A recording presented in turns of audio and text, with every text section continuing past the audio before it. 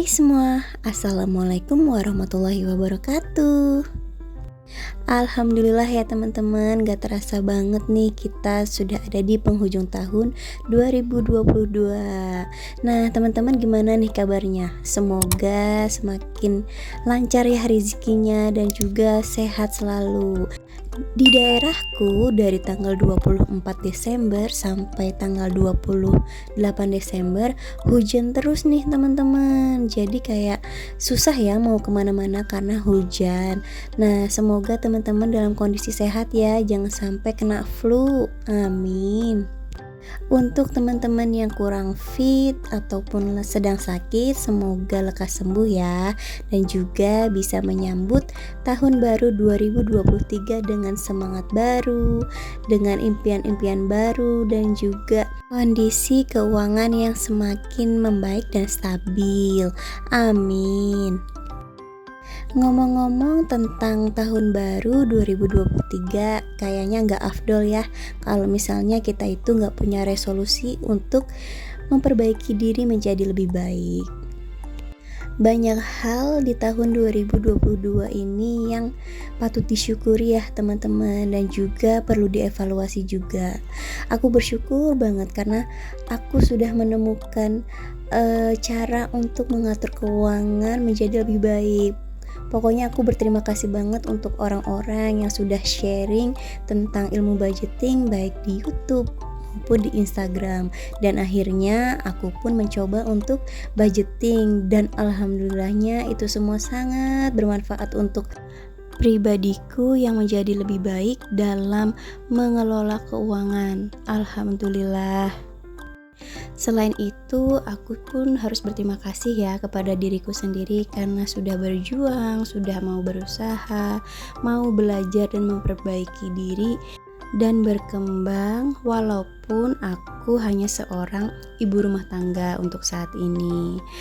Tahun 2022 ini banyak banget pelajaran, mulai dari aku yang harus mengelola emosi dalam menghadapi anakku dan juga suamiku. Kemudian aku yang harus bisa konsisten dalam mengatur keuangan dan berhemat, dan juga yang lainnya ya teman-teman.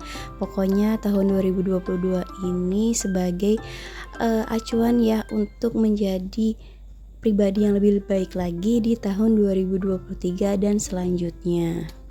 Nah, aku rasa ya teman-teman, untuk saat ini kita itu gak perlulah ngebanding-bandingin diri kita dengan orang lain, karena memang itu tuh gak perlu. Lebih baik kita membandingkan diri kita di masa lalu dengan diri kita sekarang dan di masa depan, sehingga kita tahu, oh jadi dulu ya kita lakukan ini keliru, sehingga harus diperbaiki sekarang, dan juga di masa depan kita bisa menjadi pribadi yang lebih baik. Intinya adalah fokus kepada kebahagiaan diri sendiri dan juga kebahagiaan keluarga ya, karena kebahagiaan seorang ibu itu penting banget. Kewarasannya apalagi kalau misalnya kita sendiri aja gak bahagia, kita stres, insecure dengan orang lain, wah itu bahaya banget. Karena pasti anak dan pak suami itu yang jadi korbannya. Bisa-bisa kita malah uring-uringan dan jadinya nanti malah ribut. Yah, jangan sampai ya. Selain itu, resolusi di tahun 2023 yang menurutku agak susah adalah olahraga ya teman-teman. Karena memang aku dari dulu itu gak hobi sama yang namanya olahraga. Apalagi kalau misalnya ibu rumah tangga ya, kan sudah capek dengan kegiatan di rumah, bersih-bersih, jaga anak, dan lain-lain. Nah, itu dia makin mager deh aku olahraga. Makanya di tahun 2023 aku pengen mulai olahraga nih, biar hidup lebih sehat dan juga lebih awet muda, ya gak sih? Untuk menyambut bulan baru di tahun 2023, yaitu bulan Januari, aku udah buat budgeting nih di akhir bulan Desember 2022.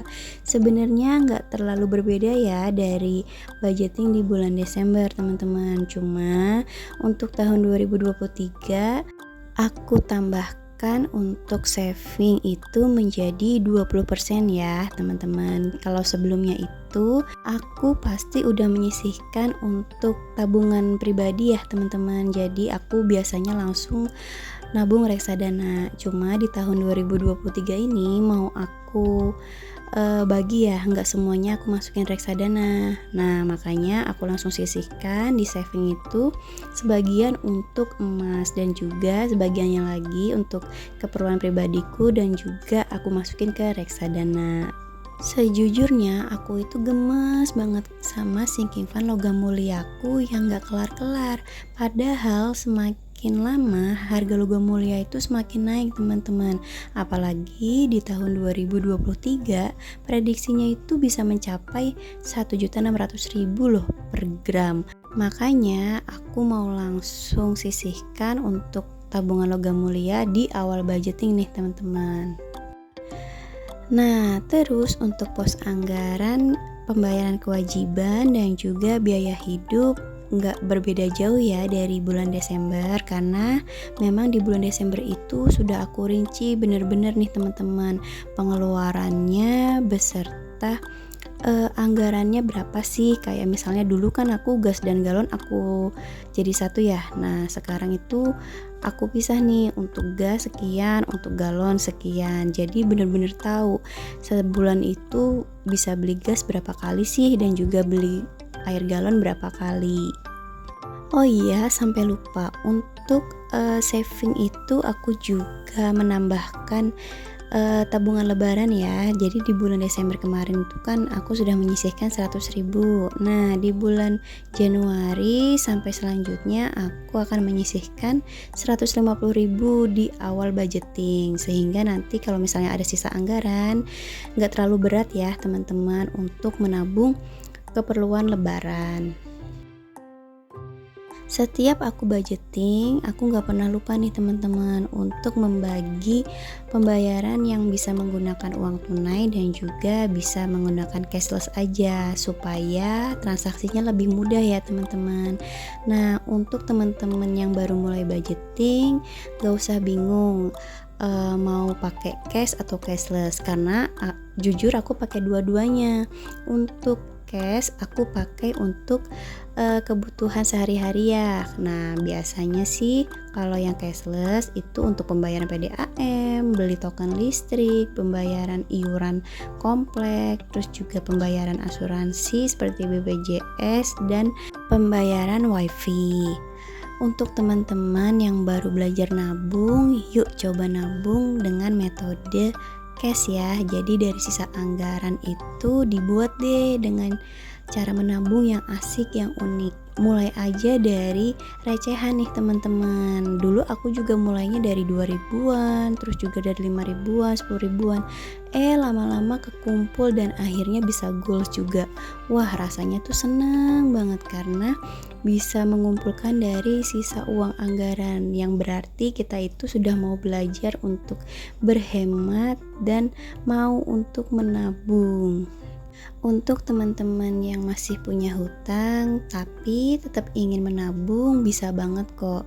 Yang penting teman-teman harus dahulukan dulu ya untuk membayar hutang, supaya tidak menghambat rezeki yang lain. Karena kalau kita punya uang tapi kita tidak mau mencicil hutang, itu namanya zolim ya teman-teman. Karena kita tuh sudah diberikan kebaikan oleh orang lain tapi kitanya malah berbuat jahat.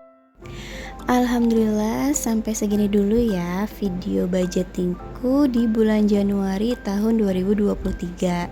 Semoga teman-teman bisa mendapatkan sedikit manfaat dari videoku ini. See you on the next video. Semangat terus teman-teman.